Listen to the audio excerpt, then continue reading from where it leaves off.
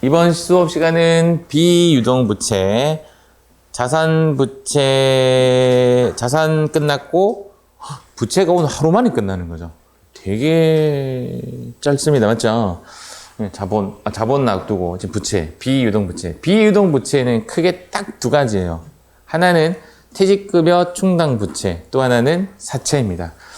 1차적으로 사채는 시험에 잘 안 나온다라고 제가 많이 이야기합니다. 퇴직급여 충당부채에 더 많은 힘을 실어서 퇴직급여 충당부채 학습을 하셔야 된다고 해서 앞에서부터 제가 퇴직급여 충당부채를 몇 번 언급하고 왔는데 최근에 사채 문제가 나오고 있습니다. 그걸 더 체감한 게 뭐냐면 그 수강생들이나 학생들의 질문이 요즘 사채 질문이 올라와요. 저는 이제까지 수업할 때 사채 별로 안 중요하다 했는데 사채 질문이 올라온다는 것은 그만큼 제 수업이 사채 쪽으로 안 흘렀다는 거죠. 그래서 요즘에는 사채 문제도 조금 나오고 있는데 그래 해도 저는 사채는 정말 실무에서 쓰지 않는 개정 과목 중에 하나거든요. 퇴직급여 충당부채는 쓰지만 사채는 좀 쓰지 않는데 시험에 나올까 그런 고민입니다. 그 다음 퇴직급여 충당부채가 점점 사그라들고 최근 이슈가 되고 있던 개정 과목이 이제 퇴직연금 쪽으로 이제 흐르고 있습니다. 재무상태표에 있는 우리 학습 부분은 여기입니다. 여기 비유동부채를 학습합니다.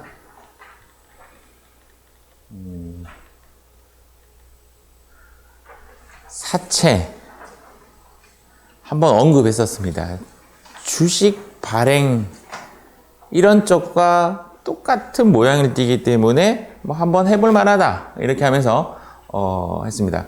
액면 발행이지만 이제 발행이라는 글자가 포커스입니다. 액면이라는 게 포커스가 아니라 사채를 발행하면 발행하는 목적은 자금 조달입니다. 돈을 모으기 위해서 사채를 발행합니다. 제가 지금 당장 돈이 필요해요. 어떻게 해야 되죠? 서현 씨가 지금 당장 1,000만 원이 필요해요. 어떻게 하죠? 엄마표 가죠. 엄마. 근데 엄마가 안 돼. 그럼 이제 어디 가죠? 은행 갔더니 자격 미달이야. 그럼 어떻게 해요? 제3의 사람에게 돈을 빌려야 되는데 두 가지 방법이 있어요. 내가 이제 서현 씨한테 그러는 거라. 내 지분 반 줄게. 같이 하자. 이렇게 할 수도 있고 나는 일은 같이 하고 싶지 않아. 그냥 돈만 빌리고 나중에 돈 갚았으면 좋겠는데 이 돈을 어떻게 빌린다는 거 차용증 쓰는 거죠. 그런 권리로 회사에 채권을 발행해 줄 수 있는 거야. 주식회사가 아닌 이상 채권 발행이라는 말은 없지만 법인의 입장에서는 채권을 발행해 줄 수 있는 거죠. 차용증하고 똑같은 개념인 거죠. 돈을 조달하기 위해서. 이해가시죠? 돈을 조달하기 위해서. 내 사업에 끼우는 거는 주주의 역할, 주식 발행이라고 하고. 금방처럼 채권을 발행해서 단지 빚 관계만 있는 거죠. 빚 관계만 있는 거를 사채라고 합니다. 그래서 자금 조달인데 어떤 자금 조달? 장기 자금 조달이에요. 장기 자금 조달을 목적으로 회사에서 채무, 갚아야 할 의무의 증권을 발행하는 것이다. 근데 여기서 이제 문제는 사채라는 글자가 나오고 발행이라는 글자. 이 글자만 딱 잡으면 사채, 발행, 대변에 사채, 액면가액 무조건 적으시면 됩니다. 액면가액이 좀 적어놨는데 10,000원이고 차변에 당좌예금 이렇게 쓰면 끝이에요. 그때 한번 제가 언급해 드리긴 드렸는데 사채 발행이라는 글자가 나오면 대변에 무조건 사채 액면가액을 액면 금액을 적고 금액 차이가 났어. 불균형이 발생되면 이익이죠. 오른쪽이 이익이니까 그때는 사채 할증 발행 차금 왼쪽이면 사채 할인 발행 차금 이렇게 쓰면 끝이에요. 이쪽보다는 이쪽으로 포커스를 맞추세요. 사채 발행할 때 생긴 이익은 사채 할증. 여러분들 할증이나 할인은 어디서 많이 들어봤죠? TAXI. 택시 탈 때 몇 시 되면 할증 되죠? 12시 딱 지나면 할증, 이거죠. 할증. 그 다음 언제 다시 할인되죠? 4시 아닌가? 4시 되면 또 이제 할인되고. 지역도 울산을 벗어나면 할증되죠.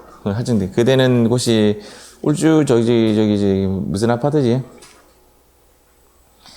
하여튼 우리 장모님 댁 가다 보면 있는 아파트인데 그거 딱 지나가면 할증 딱 되고 다시 들어오면 할인되고 할증은 오른다는 느낌이고 할인은 내려간다는 이야기고 사채 발행할 때 생긴 이익을 할증 발행이라고 손실은 할인 발행이라고 합니다. 사채 할인 발행, 할증 발행. 자, 지금 볼게요. 이렇게 지금 현재 문제에서는 사채라는 글자 나왔죠? 여기 글자 안 중요해요. 일단은 사채라는 글자가 나왔고 발행이라는 말이 나오면 일단은 무조건 대변에 사채 액면 가액 적어요. 사채 액면 가액 얼마죠? 10만 원 이렇게 적는다고요. 이해가시죠? 근데 차변에 얼마 적었어? 9만 원. 그러면 여기 오른쪽은 사채 할증 발행 차금이라고 한다. 그런데 sorry 여기가 만 원이 부족하네요. 사채 할인 발행 차금이라고 한다. 이렇게 됩니다. 그런데 만약에 기존에 할증 발행 차금이 있다면 사채 할증 발행 차금을 먼저 처리하고 할인 발행 차금 쓴다. 이런 규정이 있습니다. 10만 원짜리를 왜 9만 원에 팔았지? 사채 이자율이 싸니까 사람들이 안 오는 거야. 안 사는 거야. 이자율을 높게 줄 자신이 없고 이자를 어쩔 수 없이 작게 줘야 돼. 그럴 때는 싸게 팔 수밖에 없습니다. 그때를 할인 발행이라고 하는데 할인 발행의 정의 금방 말씀드렸던 내막은 잘 안 나와요. 시험에. 왜 할인 발행했는가? 시장 이자율보다 싸기 때문에 사채 이자율이 이게 맞는 말인데 이것을 묻는 문제는 잘 안 나오고 오히려 나온다면 이런 붕괴를 터득하셔야 돼요. 이런 붕괴는 할인 발행했든 할증 발행했든 그런 의미가 담긴 것보다는 발행할 때 손실 보면 사채 할인 발행차금 이쪽이면 사채 할증 발행차금 그렇게 쓰면 되는 거죠. 이것도 마찬가지. 여기도 마찬가지로 이제 10만 원에 들어온 돈이 11만 원이야. 이렇게 되면 오른쪽이 비는 거죠. 그러면 오른쪽은 이익 개념으로서 사채 할증 발행차금 의미 부여하면 왜 비싸게 팔았을까? 이자가 세니까 사람들이 막 몰려드는 거야. 이자 어차피 비싸게 싸도 이자 몇 번 받으면 퉁쳐 이렇게 생각하면 비싸게 팔 수 있는 겁니다. 통상적으로 은행에서 돈을 못 빌리기 때문에 채권을 발행할 거 아니에요. 그래서 사채 쪽은 통상 이자율이 좀 셉니다. 그래야 사람들이 사니까. 이해하시죠? 단 사람들의 입장에서는 부도날 수는 있는 거죠. 은행은 좀 부도난다는 은행 부도에 대해서 얘기 들어본 적 있어요? 저는 살아오면서 은행 부도난 거 몇 번 봤어요. 은행이 부도나면 예금자 보호법에 의해서 5천만 원까지만 보호를 받아요. 그래서 그때 어느 은행이었는지 정확히 모르는데 마지막에 이제 부도났던 내 기억상 은행이 직원이 부도난 거 안 거야. 그래서 지인들에게 연락을 해. 부도 발표 나기 전에. 그래서 그 사람들이 와서 돈을 다 인출해 나가. 그리고 나서 부도 탁 때린 거야. 부도 때리니까 5천만 원 이상 예금한 사람들은 불만이 생기는 거죠. 5천만 원까지만 보호가 되니까. 와가지고 계란 던지고 뉴스 다 났어요. 은행 보고 막 던졌는데 나중에 이제 법률적 판단에 의해서 그 전에 그 부도 발표 나기 전에 돈 뺐다는 사람들 있잖아요. 다시 돈 다 수고시켜서 다 잠식시켰어요. 그게 맞는 거지, 사실은. 그리고 그 정보를 흘렸던 직원은 무슨 법적 조치를 받았고. 무슨 말인지 이해하셨죠? 그러니까 공평하게 부도는 날 수가 있는 거예요. 살다 보면 뭐 부도는 날 수가 있는 건데 공평하게 부도 처리한 것이. 그래서 제가 이제 사회생활 했을 때 지금으로부터 한 20년 전 정도에서는 그때의 사회적 심리는 은행이 튼튼하지 않다라는 심리가 강했어요. 그래서 사람들이 돈을 만약에 뭐 5천만 원 이상을 갖고 있으면 그것도 분할해서 예금하는 풍이 있었어요. 이거 5천만 원 여기, 이거 5천만 원은 뭐 여기 5천만 원 여기 이런 식으로. 그런 분위기가 있었어요. 우리 때는. 지금은 부도 났다는 말이 거의 없잖아요. 은행 부도도 납니다. 그러면 하물며 당연히 회사도 부도 나죠. 회사는 부도 많이 나죠. 맞죠? 그러니까 채권 같은 것들은 좀 위험할 수는 있지. 그래서 대리인을 통해서 사채를 매입하는 게 펀드 이런 거죠. 맞죠? 이런 거 다 보시면 되고.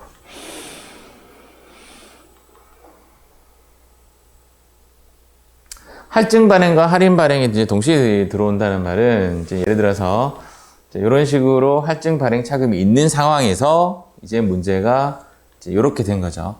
지금 이제 10만 원의 액면 발행을 했고 11만 원의 돈이 들어와서 오른쪽에 사채 할증 발행 차금 걸었는데 그 다음 거래에는 또 싸게 팔아서 할인 발행 쓰려고 하는 거라. 할인 발행 쓰려고 하다 보니 얘가 있으니까 얘부터 땡겨오고 이렇게 땡겨오고 그 다음 돈 모자라나? 그러면 이제 할인 발행 차금 쓴다 이 이야기입니다. 이 이야기는 매도 가능 증권도 마찬가지였고 자기 주식도 마찬가지고 얘도 마찬가지고 단기 매매 증권만 제외하고 다 이런 작업을 합니다. 그 이유는 얘 계정 자체가 부채이기 때문에 그래요. 부채의 차감 계정, 부채의 가산 계정이기 때문에 그렇다 보시면 됩니다. 수익과 비용이 아니라서 그래요. 수익과 비용은 떠는 작업을 하는 거고 아닌 거는 이렇게 처리를 합니다. 만 시험에 잘 안 나옵니다. 결론은 시험에 잘 안 나오는데 최근에 갑자기 나오기 시작했다 이 말이야. 어제 제가 사채에 관련된 이제 질문을 좀 받았는데 사채에 대한 최근의 문제의 형태가 이게 아니라 뒤에 나올 겁니다. 제가 뒤에 부분에 가서 일단 이야기해 드릴게요. 그리고 그 관련된 문제는 이제 세무 2급 쪽으로 가면 좀 나오는 형식이에요. 아까 이야기했죠. 액면 발행이라는 것이 있고 할인 발행이라는 것이 있고 할증 발행이라는 것이 있는데 액면 발행은 시장 이자율과 사채 이자율과 크게 구분할 없이 똑같으면 액면 발행을 하는데 할인 발행하는 이유, 요 페이지 크게 안 중요해요. 안 중요해요. 할인 발행하는 이유는 우리 표현상 실리니까 실린다는 말 안 한가? 울산 사투리인데 실린다는 네 편과 내 편인데 우리 편이 실려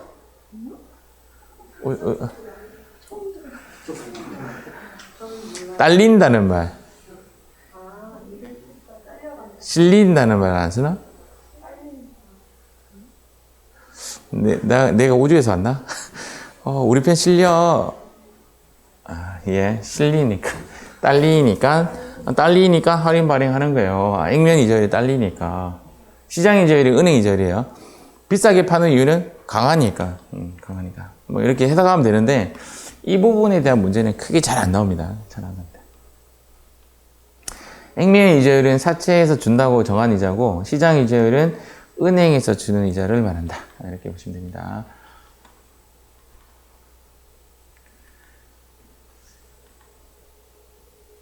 사채 발행할 때 주의할 점, 수수료 비용을 쓰지 않습니다.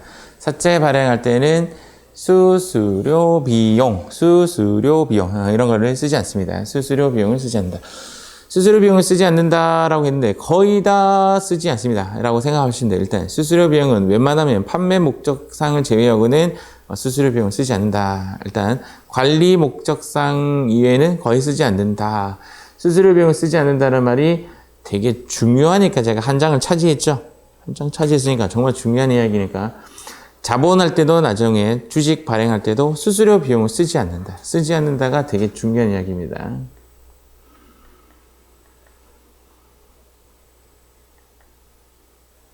지금 주제가 비유동부채라는 주제인데 비유동부채 첫 번째가 사채였고 두 번째가 지금 얘입니다. 장기차입금. 뭐 어려운 게 아니죠. 사례만 보시면 되죠. 3년 만기의 상환 조건으로 현금을 차입하다. 차변의 현금, 대변을 장기차입금 이렇게 하시면 되죠. 어렵지 않을 것 같고. 자, 이번에는 이제 비유동부채의 가장 주인인, 가장 핵심인 퇴직급여 중당부채라는 단어. 조금 얘보다 좀 덜 미치는 부채를 우발부채라고 합니다. 우발부채. 충당부채와 우발부채의 차이는 뭐냐면 얘기를 먼저 봐야 되겠죠. 요걸 먼저 봐야겠죠. 부채는 크게 이렇게 두 가지로 나눠져요. 하나는 확정부채, 하나는 추정부채. 확정이라는 것은 확실한 부채. 내가 서현 씨한테 100만 원 빌렸어. 이거는 확정부채예요. 이해가시죠? 추정부채. 내가 오늘 서현 씨랑 부딪혔는데 서현 씨가 다쳤어. 내가 치료비를 줘야 할 것 같아. 라는 추정부채. 추정부채, 확정부채 차이 나시겠죠? 추정이 또 두 가지로 나눠져요. 확실하게 나갈 것 같아. 충당부채. 확실하게 안 나갈 것 같아. 우발부채. 이것은 그 높은 인식이냐 낮은 인식이냐 따지는데 퇴직급여 충당부채가 확실하게 나갈 것 같아. 근데 왜 이렇게 수업을 하느냐? 이것 때문에 그렇습니다. 시험에 나오는 포커스가 여기입니다. 여기. 얘는 부채 맞죠? 확실한 부채죠. 그럼 얘는 부채냐 이거죠? 부채 맞습니다. 확실하게 나갑니다. 직원이 있으면 확실하게 퇴직급여가 나갑니다. 언젠가는 무조건. 그래서 전 직원이 전부 다 오늘 퇴직한다는 전제하에 금액이 산출된 게 퇴직급여, 퇴직금 추산액 이렇게 표현합니다. 컴퓨터에 딱 클릭하면 직원 명부와 인원수혜자가 촥촥촥촥 계산 탁 이렇게 나옵니다. 하루하루 금액이 다릅니다. 퇴직금 산출액이. 혹시 회사 다니면서 자기 퇴직금 계산해 보신 분 있으세요? 그리고 못 나오죠. 퇴사 못 하죠, 바로. 왜냐면 또 며칠 있다가 또 퇴직금 계산하면 올라가 있어. 이게 왜 이렇지? 또 며칠 있다가 또 계산하면 또 올라가 있어. 퇴직금을 자주 계산하는 사람은 퇴직을 못 해요. 왜냐면 하루만 지나도 돈이 또 오르거든. 저도 그런 경험을 해봤거든. 오늘 너무 열받았어. 안 되겠어. 퇴직해야지 하고 사직서 쓰면서 퇴직금 계산을 해봅니다. 네이버에 들어가면 계산이 다 됩니다. 하루만 참자. 며칠 참다가 또 열받아서 또 계산하니까 그때보다 가격이 올라가 있어. 그때부터 생각하는 거야. 참아야 하는 것 같아. 던지는 순간 퇴직금 받으면 끝이니까. 그래. 어쨌든 100%입니다, 100%. 그런데 우발부채, 부채로 인식하지 않습니다. 그런데 주주들은 알고 있어야지. 나갈 수도 있잖아. 그래서 얘를 주석으로 표시한다. 주석이라는 게 설명서입니다. 설명서로 표시한다. 그렇게 나옵니다. 이런 이야기죠. 과거 사건의 결과, 현재 의무가 있어야 된다. 이건 앞에서 이야기했던 거고, 미래 경제적 유출 희생, 효익의 유출 희생, 이것도 앞에서 했던 이야기예요.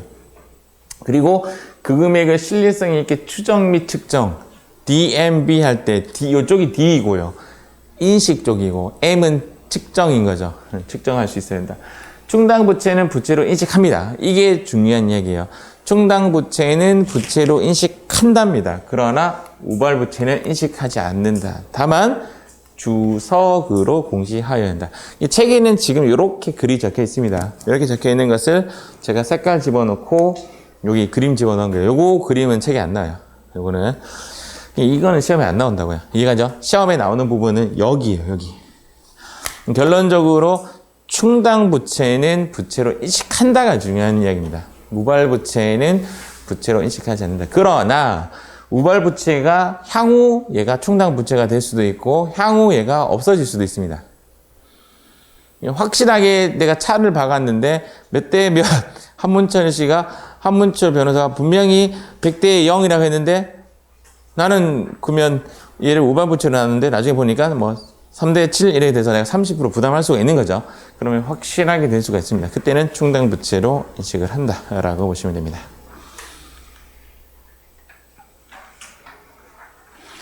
퇴직급여 충당부채, 보기에 문제가 나오면, 와, 거의 다 80% 정도. 퇴직급여 충당부채가 답입니다. 퇴직급여 충당부채가 보기에 나오면 한 80% 정도. 제가 100% 하면 나중에 맞아 죽을까 싶어서 80% 정도는 퇴직급여 충당부채가 답이 될 만큼 얘는 답이 되는 케이스가 많습니다. 종업원의 퇴직 시 지급해야 할 퇴직금의 충당에 의해서 미리 설정하는 부채입니다. 세법상으로는 인정하지 않습니다. 세법상으로 인정하지 않고 세법상으로는 차변의 퇴직급여, 대변의 퇴직급여 충당부채 이렇게 되면 차변의 비용 처리하는 거잖아요.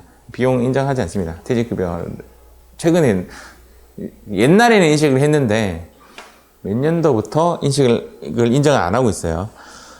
그래서 옛날에 인정하던 부분에 대해서는 계속 인정하고 있고 최근에는 퇴직연금으로 바꿔서 인정을 해야 됩니다. 퇴직급여, 대변의 퇴직급여 충당 부채한다고 무조건 비용 인정해 주는 게 아니라 그 금액만큼을 이렇게 적립시켜 줘야 됩니다. 요즘에는 적립이라는 개념이 퇴직연금이라는 거죠.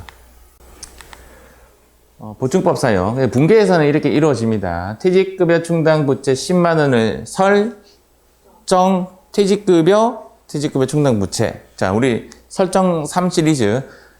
대손상각비, 대손충당금, 감가상각비, 감가상각 누계, 퇴직급여 충당 부채. 이 세 개는 결산 시 자동 결산이 된다. 그리고 우리 이렇게 학습하는 이유는 이론 문제나 분계 문제, 결산 문제는 아니에요. 결산은 쉬워요.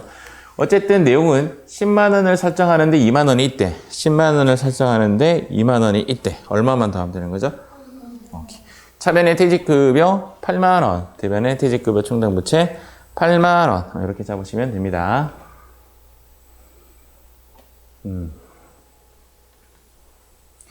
직원이 퇴직을 하게 되어 12만 원의 퇴직급여를 보통예금에서 지급했다. 대변의 보통예금.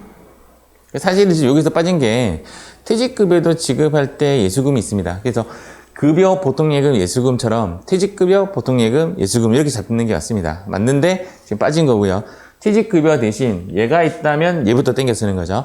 그래서 퇴직급여 충당부채가 지금 10만 원이 있는 상황이죠. 8만 원이 있는 것이 아니라 10만 원이 있는 상황인 거죠. 10만 원 땡겨 쓰고 이렇게 땡겨 쓰고 모자란 부분에 대해서는 퇴직급여 비용 처리를 하는 겁니다. 결론은 퇴직급여 충당부채는 미리 비용 처리한 퇴직급여입니다. 결론은 그렇게 보시면 되겠죠. 2020 몇 년도부터인데 곧 될 건데요. 지금 올해야 이런 거 아닐까? 정확하게 기억이 안 나는데 직원 5인 이상의 이제 회사에 대해서는 퇴직연금이 강제로 이제 불입하도록 되어 있습니다. 그만큼 퇴직급여에 대해서 나라에서 보호를 해주겠다라는 겁니다.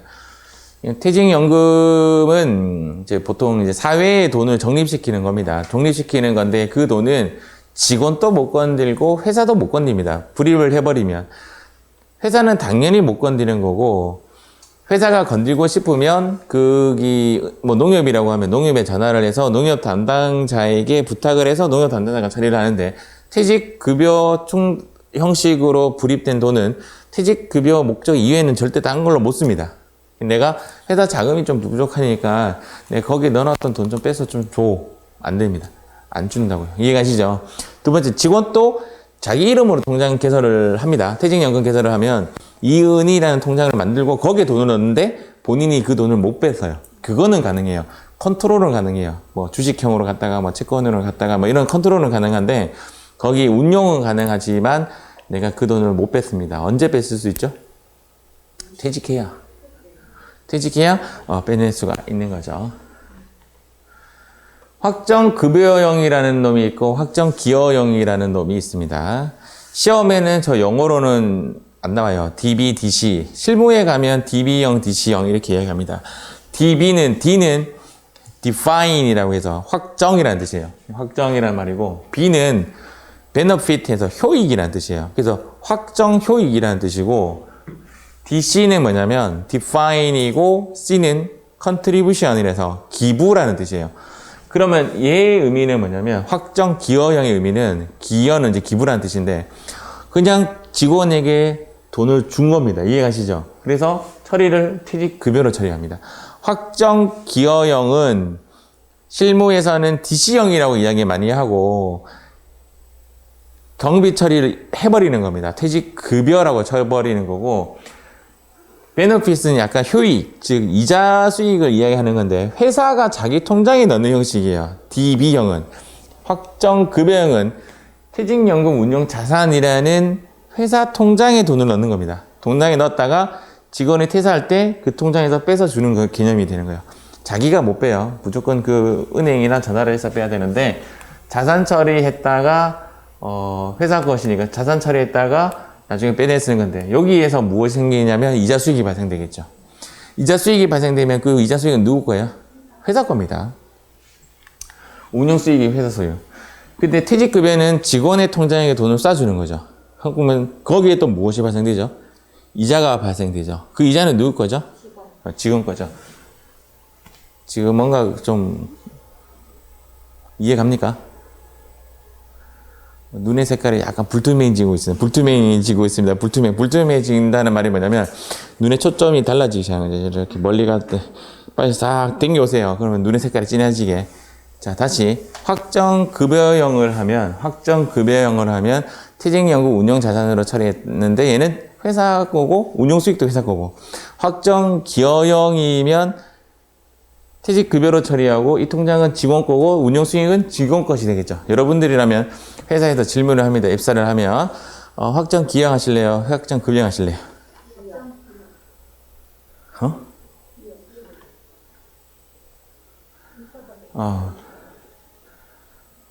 아무 생각이 없는 것 같은데.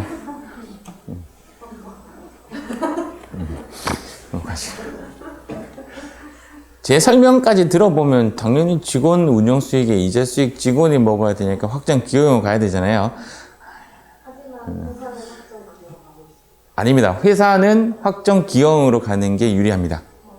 여러분들이 지금 CEO들이라면 저는 확정 기여형이 여러분들에게 유리하다고 얘기하고, 지금 여러분들은 그 입장이 아니니까 확정 급여형이 유리합니다. 많이 유리합니다. 이 설명만으로 그냥 탁 확정 기여형이 아니. 왜 그러냐면 확정 기여형은 퇴직급여로 처리한다는 말은 지금 퇴직한 것으로 봐요. 이미 퇴직급여를 준 것으로 이런 게 과거의 병폐가 뭐였냐면 연봉제예요. 퇴직급여는 지금 계산해서 준 것으로 보니까 회사는 더 이상 컨트롤 안 해도 되는 거죠. 근데 실제적인 퇴직급여는 이렇게 올라가잖아요, 급여가. 그러면 올라간 급여로 책정이 된다고. 이해가시죠? 그래서 최종적인 급여, 퇴직급여, 중간에 퇴직급여 준 거라 보다 최종적인 퇴직급여가 훨씬 유리합니다. 이쪽과 이쪽의 금액 차이 엄청나게 납니다. 혹시나 해서. 확정급여형이 직원에게 유리한 쪽이고, 확정기여형은 회사에서 유리한 쪽이에요. 왜냐면 회사에서 이미 비용 처리 다 했으니까. 분기도 할 필요 없어요. 분기도. 회사에서 직원이 나가잖아요. 분기도 할 필요 없어요. 이미 비용 처리 다 됐어요. 얘는 분기도 다시 해야 돼요.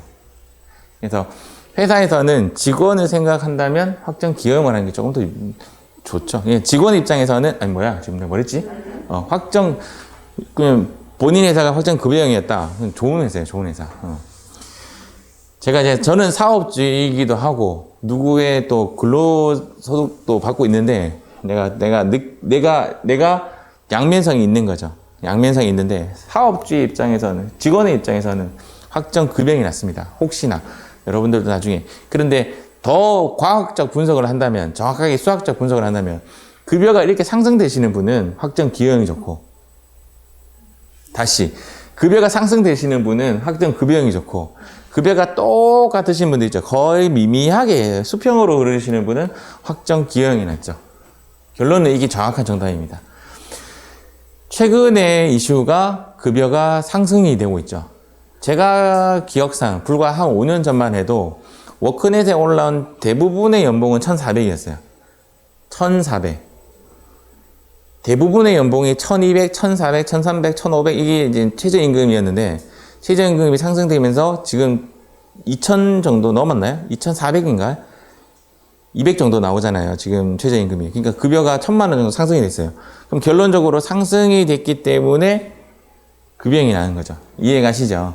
그리고 앞으로도 어떻게 될지는 모르겠지만, 앞으로 임금이 만약에 이렇게 된다면 헷갈리기 시작하죠.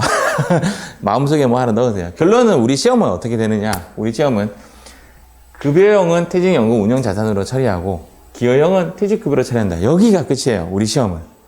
그래서 우리는 외울 때 어떻게 외우느냐? 급여와 급여는 만나지 않는다. 이 급여와 이 급여는 만나지 않는다라고 학습하시면 돼요.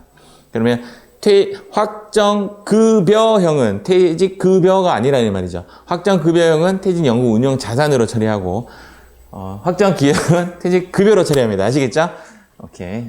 이런 거 시험에 안 나옵니다. 이런 거 시험에 안 나옵니다.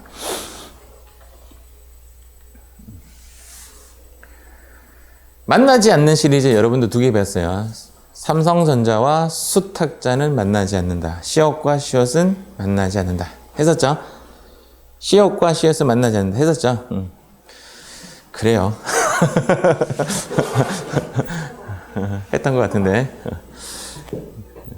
했었습니다. 자, 문제가 이렇게 나와요. 우리는 일단 문제 형식으로는 확정급여형 퇴직연금에 가입하고, 부담금 30만 원 현금으로 지급했다 했으니까 대변인 현금 나가고 고민하는 거야.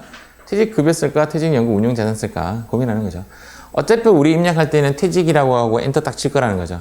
그렇기 때문에 저 용어 주관식 안 나오니까 용어 때문에 고민이 아니라 퇴직 땡땡땡땡땡땡 퇴직 땡땡땡 뒤에 글자가 급여인가 아닌가를 따지면 돼요.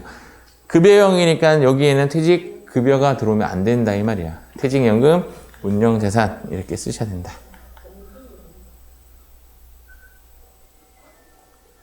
종업원의 퇴직으로 퇴직연금 운용자산에서 20만 원 수령해서 퇴직금 지급했어요. 이때 퇴직급여 충당부채가 있으면 충당부채 먼저 쓰면 되지. 일단은 얘가 나가는 거죠.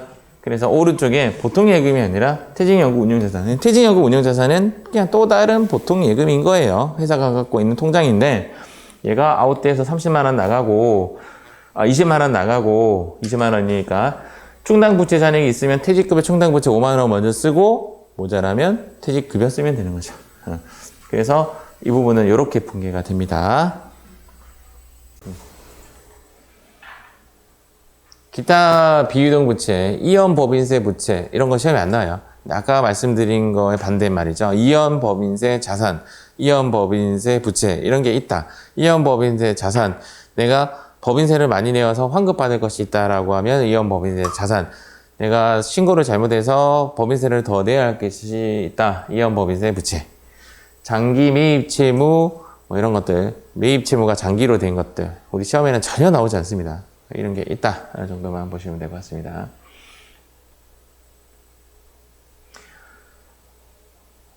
여기서 이제 주의해야 할 거 유동 성장기 부채 아시겠죠? 비유동이 아닙니다. 그러면 답은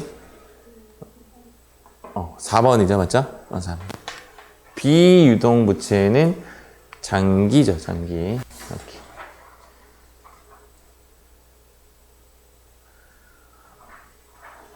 우발 부채는 부채로 인식합니까? 우발 부채도 충당 부채와 동일하게 부채로 인식하여야 한다. 아니, 인식하면 안 됩니다. 아시겠죠? 정답은 1번. 시험 문제는 생각외로 이런 식으로 이제 단답형 문제이기 때문에 막 이렇게 타고 갈 필요는 없고, 우발 부채는 부채가 아니다 정도까지만 딱 이렇게 확답 딱 기억하시면 되겠죠. 자, 과거 현재 의무 맞죠? 포인트는 의무죠. 그래 보시면 되고, 당의 의무를 이행하기 위하여 자원의 유출, 미래의 경제적 효익의 유출이 포인트가 되고, 그 이행에 소용되는 금액의 신뢰성 있게 추정 또는 측정 맞죠? 측정이 가능해야 한다. DMB 할 때 M 매저의 의미죠.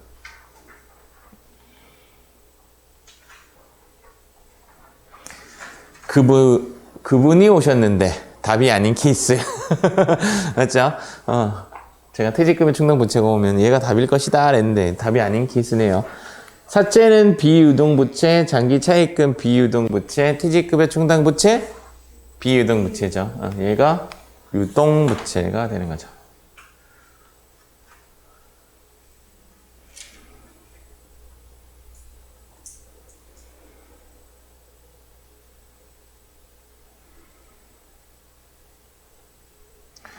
외상매입금 유동부채 맞나요? 지금 현재 문제가 유동부채에 해당하는 금액을 모두 합한 거를 찾는 건데 외상매입금 유동부채 맞나요? 지금 현재 문제가 유동부채와 비유동부채예요. 그럼 얘 비유동부채인가요? 유동부채도 아니고 비유동부채도 아니면 뭔데요? 찍어야지 빨리. 유동부채죠, 유동부채. 장기차입금은 유동부채인가요? 장기니까 아니죠. 그렇지만 얘는 유동부채가 맞죠? 맞죠? 얘는 맞고, 단기차입금 맞고, 선수금 맞고, 미지급 비용 맞고, 퇴직급의 충당부채는 비유동부채죠. 그래서 유동부채 이 빨간색 합한 것이 정답이 되겠습니다. 또 있네.